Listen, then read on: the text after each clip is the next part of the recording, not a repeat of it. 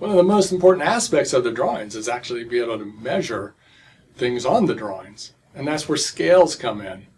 And there's different types of scales, and it's kind of confusing because they use the same word for the different types. We're going to go over scales, as in like rulers used to measure things.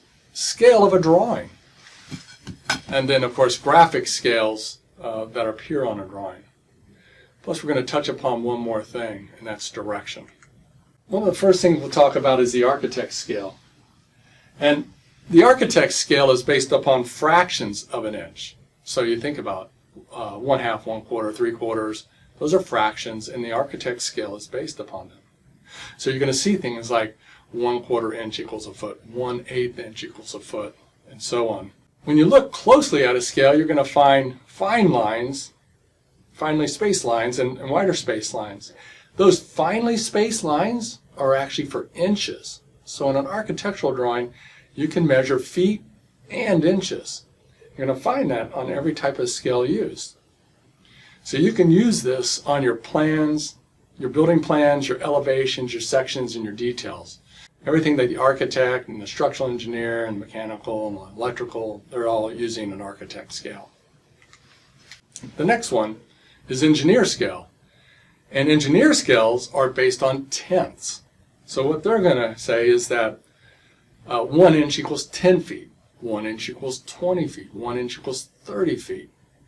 Engineers are usually doing larger scale drawings, so that's why they do it this way. So you're going to see this being used on topographic plans, civil plans, site layout plans, landscape plans. They all use a civil scale. Because they're dealing with larger scale plans, you will not find inch marks. Now looking at these side by side, you can see how different they are.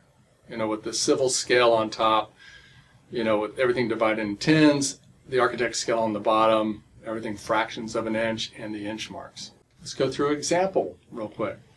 We're going to use the Clemson football field as our example. Now we all know how large a football field is. Now we're not going to include the end zones, make it really easy. I'm going to flatten that out and then measure it, right? We know the football field's 300 feet long. If it's on a drawing, we might draw it 1 inch equals 20 feet. So in other words, 1 inch on my drawing is going to be 20 feet in real life. So how many inches on my drawing is 300 feet? If we had a ruler, we could just measure it and see how many inches it is. And what would happen is we would measure 15 inches because we know 15 inches times 20 feet per inch would be 300 feet. If we use a scale, an engineer scale in this case, because we're dealing with tens, right? 1 inch equals 20 feet. We don't have to interpret how many inches and how many feet because the scale actually tells us that. We turn the scale to the 1 inch equals 20 foot point, and we can just measure and read off the feet directly. So we can see from the scale, measuring from the goal line to the 20-yard line, which is the extent of our scale, we have 240 feet, which is indicated by the number 24 on the scale. No interpretation necessary. We can zoom in and take even a closer look at this, and we can see how the scale marks line up with the yard markers, and we can tell exactly how many feet are at the different yard markers. So you can see at 10 yards we have 30 feet, or the number 3. At 20 yards we have 60 feet, or the number 6.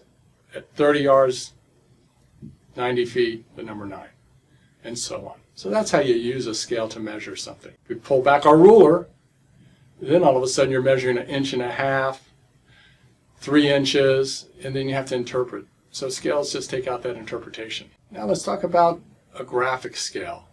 And we're also going to cover the north arrows. A graphic scale is drawn on a drawing because when the drawing is reproduced, it may not be to scale anymore. Reproduction of drawings, copying them.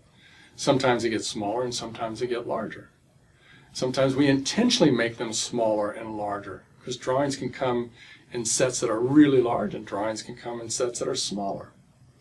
Well, once you start changing the size of the set, you can no longer use your scale on the drawing. So a graphic scale is included. And with a graphic scale, you can actually measure the scale and put it up against the drawing to measure the drawing. You shouldn't have to use these scales too often because all drawings, most drawings, have dimension lines. And dimension lines tell you the exact distance between two objects on a drawing. There'll be lots of them. So interpretation of these dimension lines is really important. Well, the dimension line is usually a line that extends horizontal to whatever object it's measuring. And then it's going to have the measurement right above that line. So you know exactly what it's measuring. It has these things called extension lines that go down from the dimension line to the objects themselves.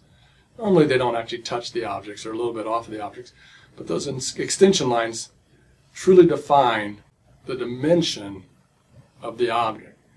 To help better define where the dimension begins and ends, they have terminators on the dimension line. And those terminators can vary from drawing to drawing, so just get used to seeing different types. You may see arrowheads that just stop and point right at the extension lines. You may see slashes that cross at the intersection of the dimension line and extension line, so you'll see a slash right through that. That's a terminator. Some drawings even use dots. But you'll find terminators, and that means that's the extent of the dimension. You'll find drawings include north arrows, and it's important to pay attention to those north arrows because it gives you an indication of orientation. Elevations that you'll look at will be referred to by compass points: north elevation, south elevation, east elevation, west elevation. So you only know that from the north arrow. So what happens if that north arrow is pointing off, say, 45 degrees to the northeast?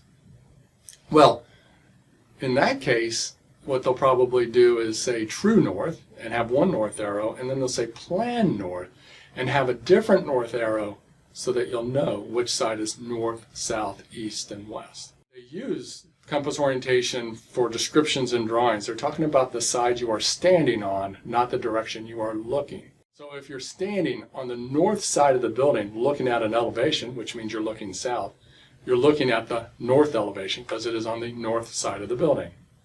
If you're standing on the east side of the building looking at an elevation, you're looking west, but it is the east elevation because you're on the east side of the building.